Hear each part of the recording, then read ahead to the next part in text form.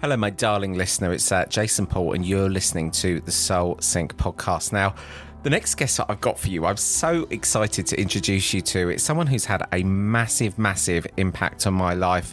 She's one of the kindest human beings that I've ever come across.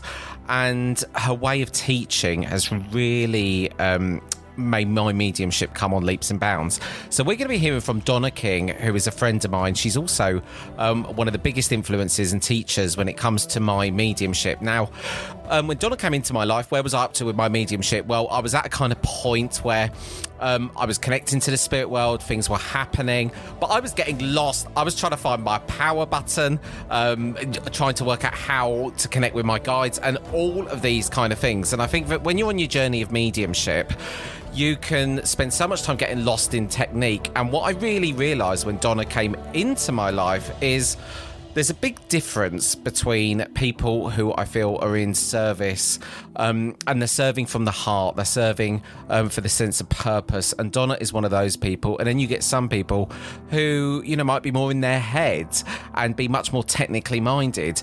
I'm not saying neither one is better than the other, but Donna is very much about truth. Now, when she works with the spirit world, you're in for a treat because what you get with Donna is total clarity, the absence of any kind of fluff, the absence of ego, and what kind of comes through is it just feels like alignment. And when the spirit world talks through Donna, it's just so empowering. So when we do our mediumship sessions together, I always know that it's the spirit that's teaching me. I know it, I feel it. So Donna just keeps things so simple, and I will never forget one of the main things that she said to me in the beginning was, I was like, how do I get in the power? How do I know when I'm in the power? And Donna just simply said to me, put your hand on your heart and say power on. And do you know what?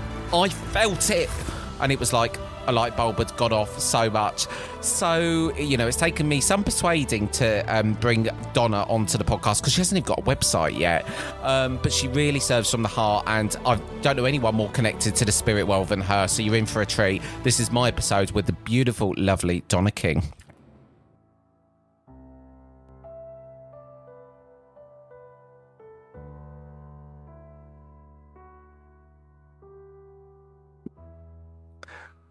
So,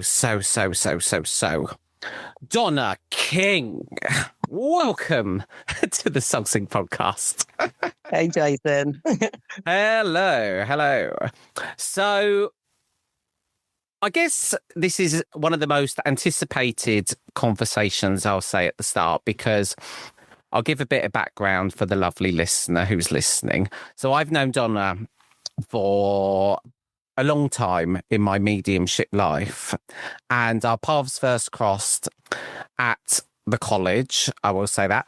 And do you know what, Donna? You are one of the mediums I think is the best medium that I've ever come across. And I've been very fortunate for us to be friends and for you to be like a teacher of mine, probably my only teacher. And I wanted you to come on today because I feel that, and I know that I've had to sort of drag you on kicking and screaming, so to speak. Kicking and screaming. It was literally like that. I had to come round today. It was a bloody nightmare. So, Thanks, Jason. Yes. So I guess, and you are a really, really great medium. And, when there's nothing like a reading from you. I've never had a reading that's touched me so much. So you are a big part of my mediumship journey and unfoldment. And we have our weekly little get-togethers, which I love. So I guess introduce yourself to us then. Who are you? And when did your journey with the spirit world begin? Oh, obviously I'm Donna. Thank you, Jason. Just for the I will say I don't know all of this story. I know probably very little of it, so I'm going to sit here just as gripped as anyone. But you are welcome. You are so welcome on here. Thank you. That is very kind to you. I suppose I was born this way. Or not suppose, I was born this way. My earliest memories, really, of being connected to spirit are around 3-4 years of age. And I was a very silent child. Oh, I don't believe that for a moment. Yeah, which is most things I barely spoke until I was 11, which most people are quite shocked to find because obviously I'm a very good communicator. You made up for lost time. I have made up for lost time a lot. I've made up in triple now. So, I was always having experiences of, knowing people were dying, sitting with like my great grandmother. I sat with her for a while and just being reminded of that actually. And it was Christmas actually. And instead of playing with the other children, I just sat with her. And in hindsight, I know really I was just sitting and giving her space and time, probably healing in that moment to share, just to be with her. There was something about a grace of being with her for that time, because I just knew she was going, and then actually did tell them that she was gone moments prior to her death. But so for me, it's just been a continual journey. I've always spoken to my guides. I used to sit in a cupboard, as I have mentioned to you, as a child, sit in the toy cupboard, staring at a Van Gogh print, talking to my guide for hours at a time for many years. You do? Yeah, I should do. It was only later in life did I realise, actually, I've always sat when Spirit said to me, you've always sat, because obviously the journey of trance, etc., they say it's a long journey. It would take a long time. And so let's go back then. So you were having these experiences as a very, very young child, and to be sort of picking up on your nan's passing in that, that sounds to me like a very profound experience to have at an age where most people are sort of getting familiar with who Percy Pig is. Yeah. So what did your parents make of that? How did that shape your childhood?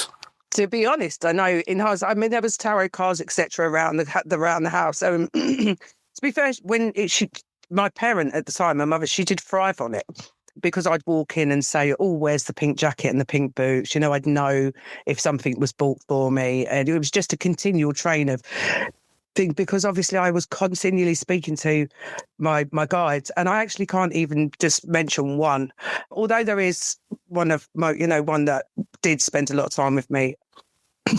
So it was just it was just all very normal for me.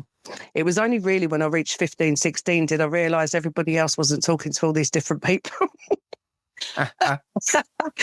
And they did step back a little bit, but they was always there, because I would panic if I couldn't hear them. So what were your it sounds, because I hear a lot of stories on this podcast, and there's people that sort of have an experience where they're young, but it sort of peters out in their teenage years, and then it sort of comes back again. It sounds to me like it was very continuous for you, and even in those kind of secondary school years, how did that affect sort of you in social groups? It sounded like you wasn't even aware of. It sounded like you had your own social group somewhere. Another world. To be honest, I did. The ones I trust the most. Yeah. Well, it did. In a way, I was always different. So even though I had a circle of friends that I'd known from nursery and primary school, in secondary, when I started talking more, and I do feel that it was actually because I was sort of prompted to and felt that I had to sort of fit in, because everybody started shifting and changing, as they do when they're reaching the sort of hormonal teenage years. But I was always sort of the different one. And, a lot of mediums would understand that, in that obviously there was something different about my energy. People would always talk to me, and I'd often have different friends. I didn't mind, the person that nobody else would really speak to, I'd often befriend, and just like that as well. Yeah, that's all through my schooling, really, I did that. And so, although I, went out of my way to fit in, there was a period of time when I got a bit older where I can't even say that I wasn't connected to spirit, but it was where I was sort of like got into my late teens, where I was partying a bit, and spirit, as we do, yeah, as you do, and that, I suppose, in a way, sort of numbed it for a piece, but. Again, I can't say that I've never really totally been disconnected from spirit.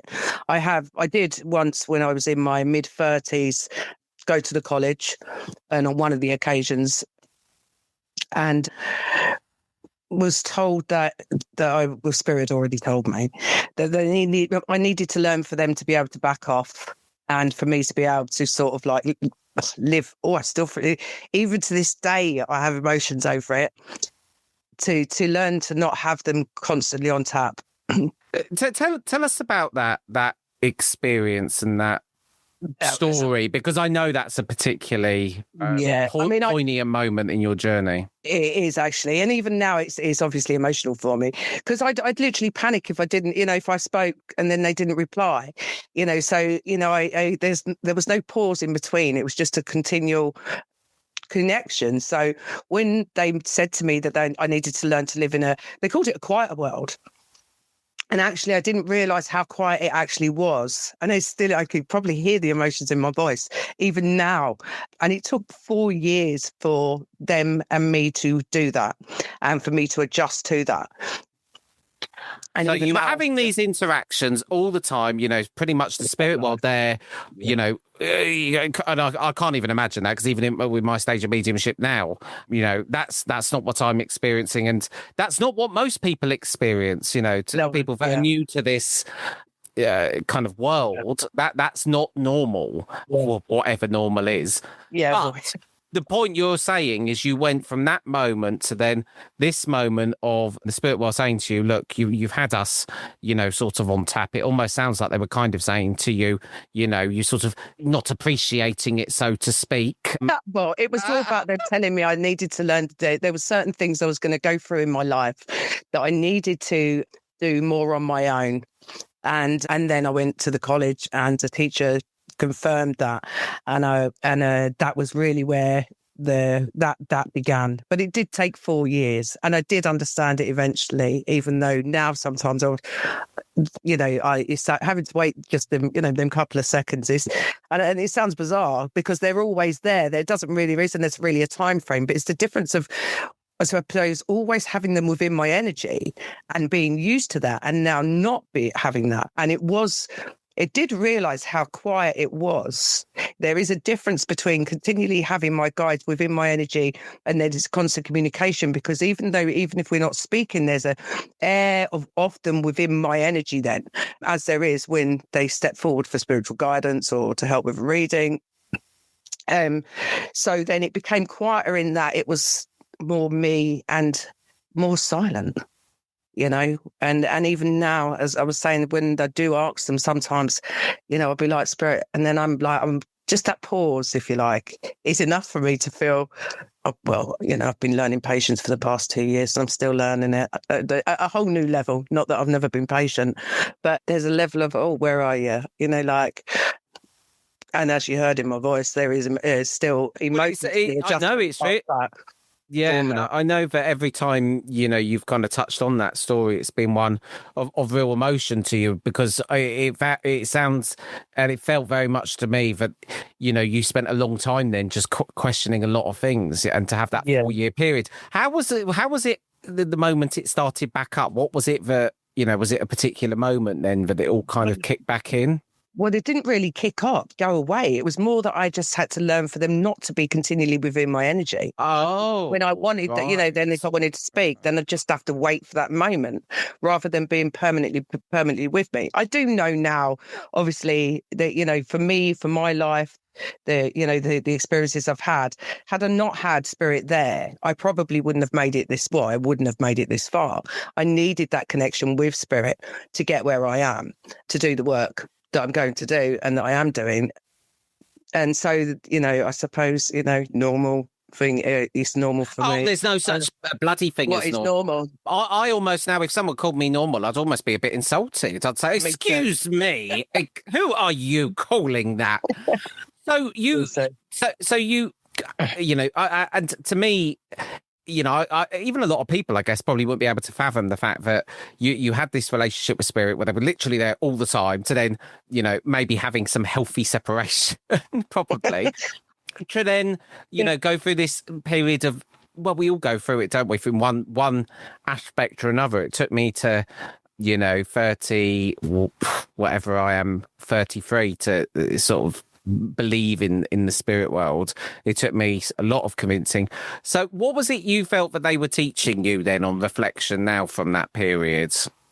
I believe it was about helping me to navigate the experiences that I was going to go through that would enable me to become a better medium, a better healer, and also preparing me, I believe, obviously continually sitting with them, sitting in the cupboard, preparing me for later on in, for the trance work, etc. later on in life. I think it's just, I do feel, I know it's just been journey of that and helping me to navigate the experiences I've had to experience.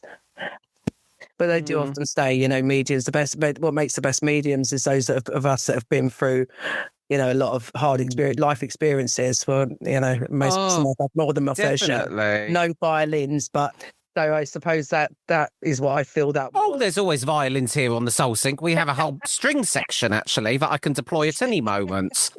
With my new sound effect button. No, I haven't really got one of those yet, sadly, but I can put them in later afterwards. So I think as well, something that it was coming to me when you was even talking about that was it was almost like it felt like you'd built up kind of a real, just such a reliance on them to help you navigate your life. And then to have that separation and go back. So I can understand that. So what age would you say, because you were having these experiences since very young, would you have said you was a medium from age 12, or was that a title that you attached to yourself at a later date? Was you doing readings very young? I did my first reading when I was 15 and had first telepathic conversation with 2 other people when I was 15. And and that was interesting. That was somebody that was led into what was my parents' life. And it did turn out, actually, he was only there really to show me something, and just show me the level of my abilities, actually. I mean, first proper reading, I was 15. It was, card reading, just, spirit, intuitive led. Yeah, I suppose. Yeah, I suppose in a way I was always working for spirit, because obviously, like I said, it's a funny old question, isn't it? Because by asking the medium, I'm almost implying with that there's a level of having to read and whatever. That was what I was interested to see. Was you going to say you was always a medium, or would you say that was when the readings? Because I've only just recently accepted that I am a medium. Yeah, I think it was more, it's more the healing aspect. I mean, mediumship is healing anyway, but I think it was always more, the healing aspect, befriending the children that nobody would play with, the grandmother experience and, others like that. I suppose it was always the healing aspect, really, until, I started getting involved with the mediumship. I mean, but that was always there because obviously, I spoke to grandmother's soul just moments prior to her leaving, and I said she had gone, and then they got the phone call that she had literally just gone. So I suppose in a way the ability was always there. It's just I never always used that because it was always, obviously during them years through my life, there was times where I did. Probably, my teens, 17, 18, had a drink. Oh, I've got a nan here or an aunt here, And then I'll have a double vodka Coke, please. But I'll have a double vodka Coke, please. Not really. Or whatever you might have drank in the baby sham or whatever it's called. I just never thought, well, it was probably a vodka, actually. Just didn't think much, didn't really overly think about it. I know when I was younger, I used to get any neighbour to take me to church. And I did go to Sunday church when I was very young. And I was quite lucky, actually. We had born-agains, Pentecostals, the Catholics, and any neighbour that would take me to church, I'd go with. They did believe that I wanted to be a nun at one point, and we went for because I always got gold stars in religious education. And I don't know why I found it so easy, but I actually did find religious education easy. It would take me moments to do, and I'd always get a gold star stuck on my book for that. So nun, me, imagine. Okay. But Yeah, so I suppose I've always been spiritually led. I remember somebody asked me what religion I was, actually, is coming to mind. And Spirit just said spiritualist, and I didn't know what it was. And back in them days, we didn't have Google, so I had to go and look it up in the dictionary. As I was always told as a kid, go and look it up. Donna, it was even the library was one of my only places to go to get resource, and you'd always be left with the books. I was never the fastest one to the library at the best of times, and by the time there was a science exam or whatever it might be, all the good copies are gone. I was on the 20 years out of date edition. Look, I want to come on to some, because you are a great teacher, and you have I will never forget, and I've even talked about it on this podcast for the real eagle-eared amongst us. I'd been sitting there for a while trying to work out, I knew what the power was. Obviously, I'd felt the power. But one of the biggest problems I've had, Donna, is establishing how to switch one's power on, which I'd never forget. You sat me there and said, right, place your hand on your heart. And then I thought, okay, here we go. Right, she's going to lead me in now to some nice 10-minute meditation. Here we go. Right, she's going to build me in. Now just say, power on. And I was like, and yes, okay, the power went on. But, you teach very much from the heart and very much, with the spirit. When we do sessions together, it's not you teaching me, it's whatever lovely spirit wants to do that.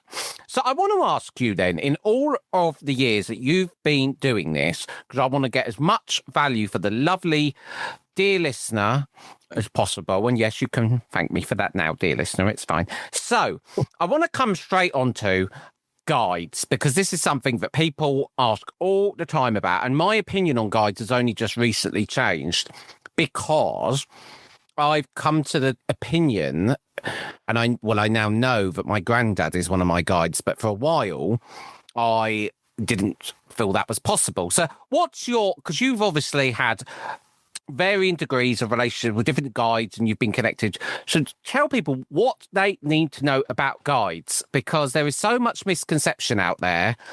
And, I think everyone's expecting a Native American, but they then make a connection with, once they throw their third eye over their forehead or whatever it is to connect them. But what's your opinion on guides? What's your view on them? I can only obviously speak from my own experience, really, because for everybody's journey is different. But for me, there's always a familiar feeling.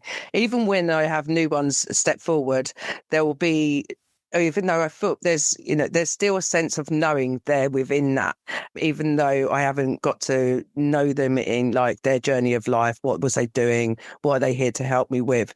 Because you'll normally find there's different ones. You will find that there's different ones really that will help you with different elements of your life's path. Like, I have different ones that help me with the great creativity. I have different ones that help me with the trance, and some may overlap and do some of both, because obviously I know my art steps into my trance, the two are combined. So, there will often be an overlap, and you generally do have a couple that are, very, at the forefront that will help you, and they'll be with you that, the whole time, and I've got two that have been with me for a long time now. They'll always come forward first. If in most situations, depending on what that is, but they are literally just people, and they're people. There's souls that have had journeys as people from all walks of life. You just can't, you just can't say. I mean, people love to put names to them, and which is obviously a cliche thing. I'm saying it, but to me, it's more about the knowing, because obviously, a name is really a form of label, and it is about the sense of the soul and the connection of that, and that's the poignant piecing, knowing them and understanding who they are. And people overcomplicate that as well, because that is about the power of just sitting and allowing yourself to be still. And once you can do that, and you can, then you can feel them, you can get the essence of them. And, in the deeper states of that, they can take you from the journey of their life.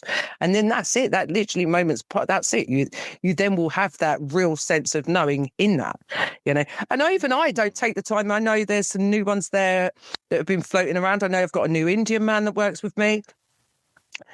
And So, oh, so I think because I just heard him then, because there is this very much this feeling of knowing who he is, but I actually haven't taken the time as yet to understand what his life journey was, which I do like to do in respect of they're then helping me with my life journey. What was yours about?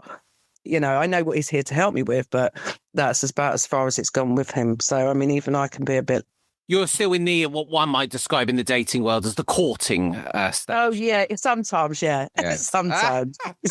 Well, there's been quite a few new ones, and then there's just been other things to do. But, yeah. Well, I think we get hung up on names a lot, don't we, in these sorts of... yeah.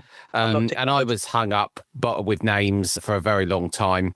And then, funny enough, that it took me all this time to work out that the one name I do know, it's my granddad's name, and he's been there the whole time. The irony.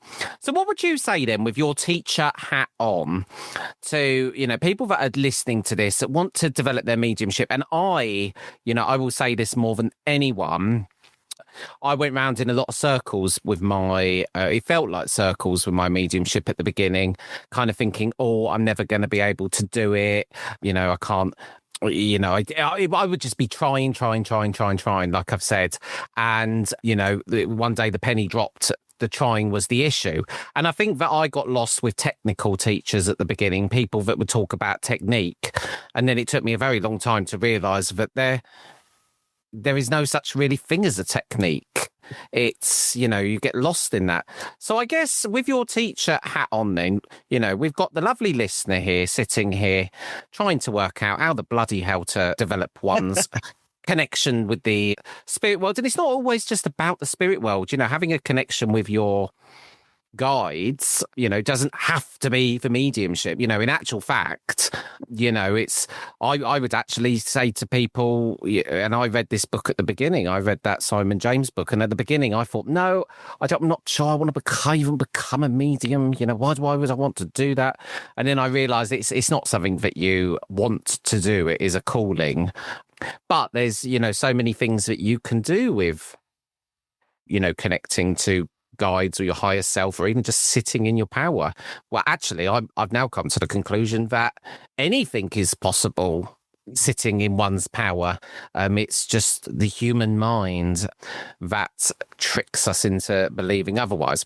So, Donna, we've got the lovely listener here in a state of confusion, having listened to 20 Soul Sync episodes, still none the wiser. What would you say to that?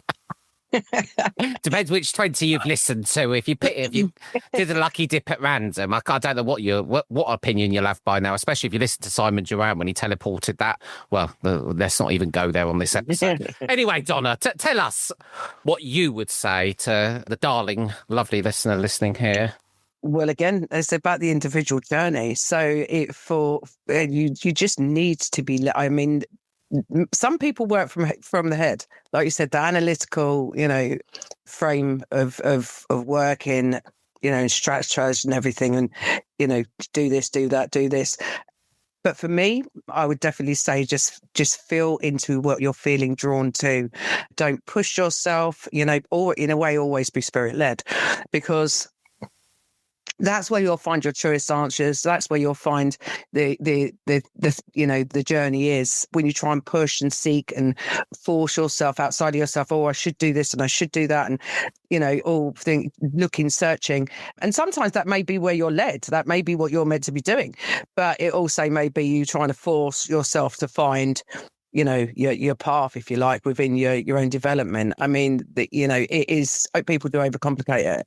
It's a very, very ego-driven world out there within spiritual. People do really overcomplicate it. Oh, if someone had just said to me at the very beginning, because the only thing you need to do at the beginning to develop one's connection with guides is, first of all, to allow them the opportunity to even come in. Silencing the mind for more than maybe 1 minute might be a good start. But actually, the madness of it, and Donna, this is why I love you, because you keep it so simple, but not just simple, because I like simple, but that to one side. But it is simple. Well, it is simple, but that's why I know that when you're always teaching, it's from the spirit, because it's simple. And the only thing that you should need to do to develop your mediumship at the start, there is some effort involved. You need to walk to a chair. Then that is it. Yeah. Really. And just allow yourself to be, but being heart led and feel into where you should go to develop yourself, because that experience in itself is will be the beginning of your journey, whether it be circles, healing circles, colleges, mind, body and spirit fairs, wherever that is, you may well just find answers. Spirit told me once, go to a mind, body and spirit fair to find this particular woman. What I'd also say to someone, though, is don't surrender your power to a bloody teacher. Don't absolutely not. Live and, someone's opinion or their view or the way they teach or whatever is just their understanding. And I've come to the conclusion now that I pick and choose what I retain. And also, if you're with a teacher that doesn't feel right, then don't be with that teacher, because they're not going to get you anywhere. Yeah. I'll give an example. For instance, at the very beginning of my mediumship, I spent a lot of time, because I've been to the college. We'll come on to this lovely sanctuary that we keep talking about. But I would then just do internet things. And I just do not put me on a Zoom class, because I'm, not paying full attention at the best of times. And I just do not thrive in that sort of, what I'm really doing is looking at my forehead. Is it a bit greasy? Oh, let's just check out my eyebrow. Oh, that needs a little. But this is why I said about being where you're being led first, because that's where the journey starts. That is where it starts. And then it's just allowing yourself to unfold. And like you said, it is people's, and never put a teacher on a pedestal, just because their experiences may be different. The spirit may have led them into the teaching element of the work. That doesn't mean they're any better than you. It just so happens to be their soul's journey of what they're meant to be doing. And that to me is, a really important part, because you do find that within our world, that people do tend to place people in like higher places of themselves because of their experience, because maybe their mediumship's more developed. And we're all but this happens a lot with mediums, actually, because people it's an unnecessary part. The only thing I can liken it to is, people look at a medium that they are the channel and the connection to spirit. Well, yes, they are, but you also have that ability within yourself to do that as well. And sometimes I think, some people can look at mediums like it's kind of a Pope-like connection. Yeah. And, I know, yes, very operatic music. And, I think that, mediums are real people. And, if you feel that there's a big thing that we picked up on a moment ago, which is the difference between heart-led and in the head. And I spent so long of my own mediumship journey in the head, and being taught by people that were in the head as opposed to heart-led. And I didn't even realise until fairly recently that there was actually really a distinct difference. But I know I felt that at the time when I was getting taught at the very beginning.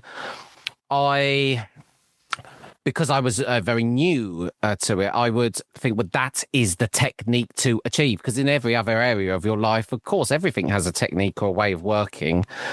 So it took me a very long time. How does one decipher the difference between a heart-led and a in-the-head person? Because it took me a long time. How would one decipher this? Or is this an impossible question, Donna? Well, it's a bit, to be honest, a lot of, the people are generally very head-led in life, or they're very heart-led, and that's about character. But that, when you're, for me, if I've got a lot going on in my mind, there's, something happened and I feel like I'm very in my head, that old technique of just placing my hand on my heart will just drop me straight back in. But people do just work from different spaces, like some people, when they're teaching you mediumship, will give you that tick list. Where did they work? When did they die? They're great pieces of information to be able to pass on via a mediumship reading.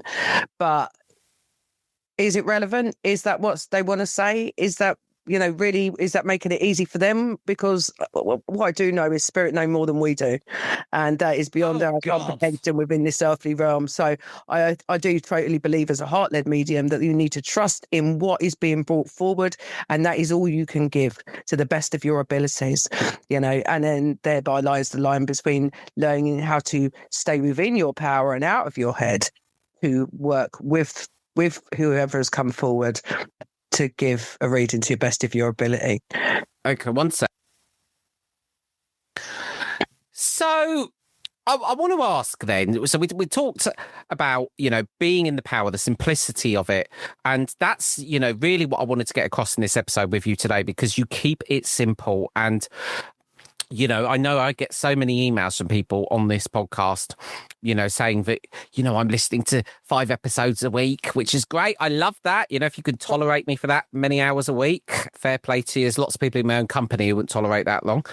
But, the point is, when I first started mediumship, when I first came into this world, I found it to be so fascinating, the unknown. It was almost like a rabbit hole where I just sort of went down it and just couldn't stop wanting to know more about it. But there's also a lot to be said, and we both very similar, Donna, very ADHD brain. That's why we can speak 10 to the dozen. And I promise you, dear listener, if you're listening to this, it's not on 1.5 mode listening speed. You are on number 1 at the moment.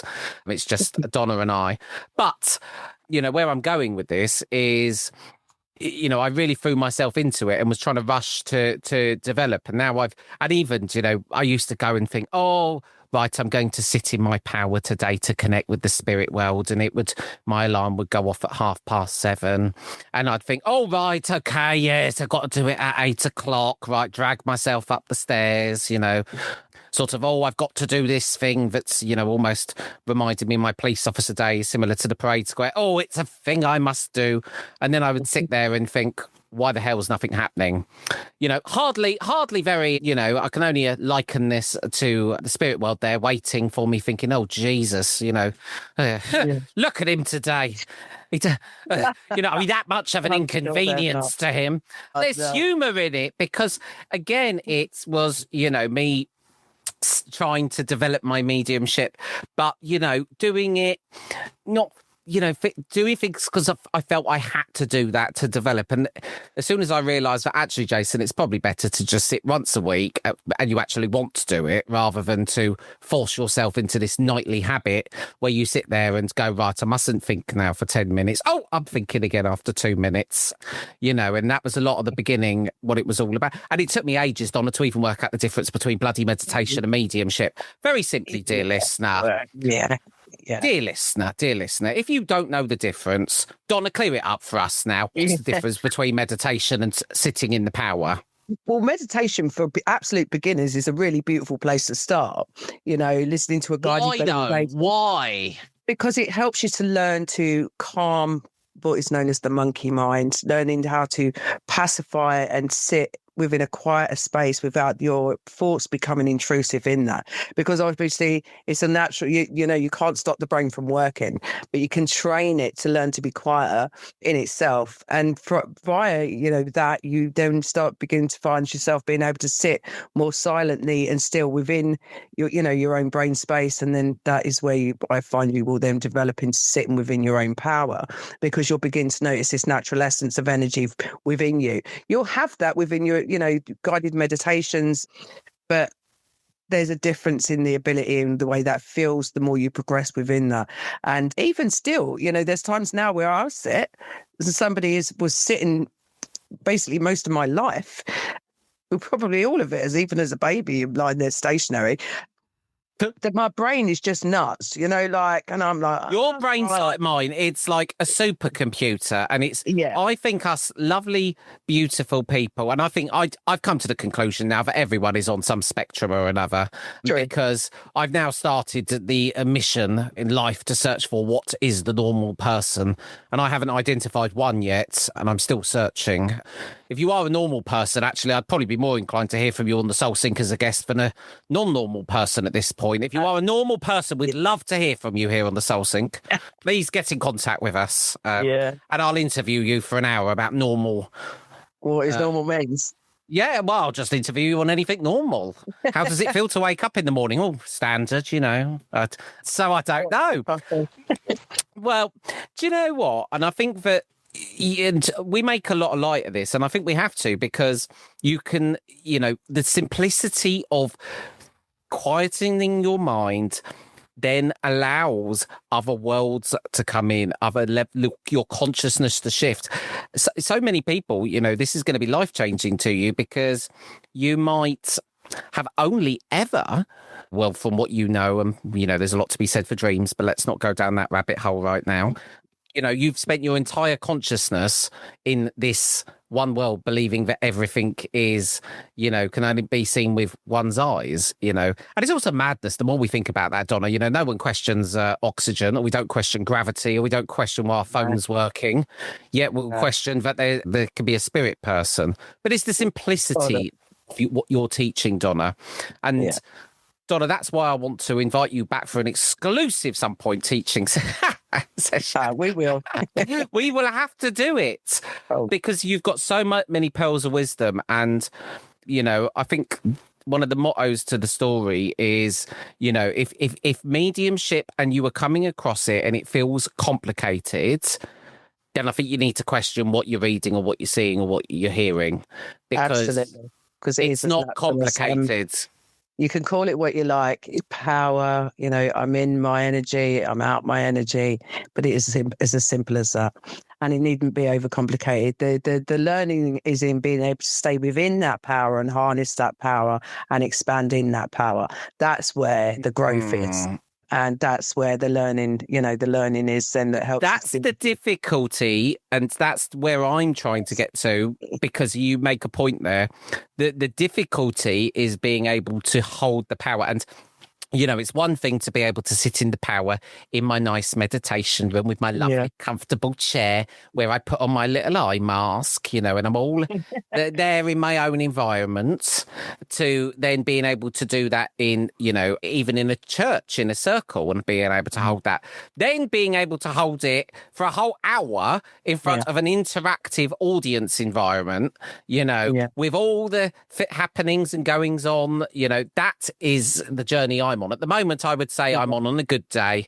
I could probably qualify at the moment to be a warm-up act, one of those people that gets the people ready. I'll be out there for 10 minutes. Hello, yes. You're pretty good when you get going, dude. Don't I wouldn't necessarily say that. But it's that you saying hold the power. And that's the thing, it is the divine essence of all that you are.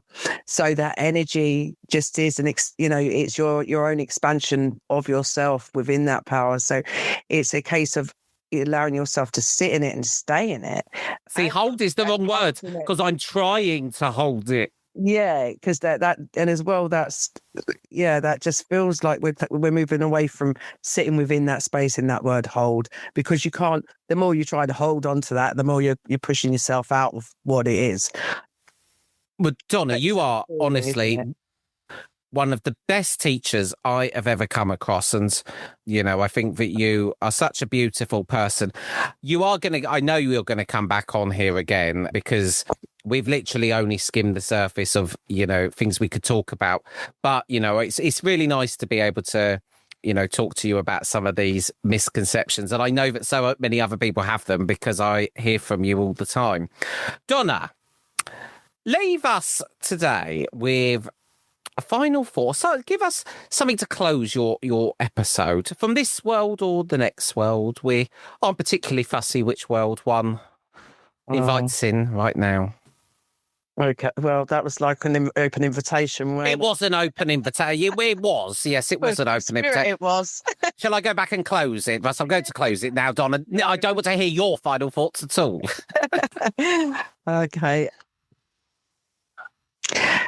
Is just in allowing them, the guys, the time and the space to be able to be with you and allow them to guide you to where you need to be within your journey and the stepping stones of your life, and how and where that may lead you, who knows. But to want for what another has is not the journey you should seek. To seek the journey of your own soul is where your secrets keep.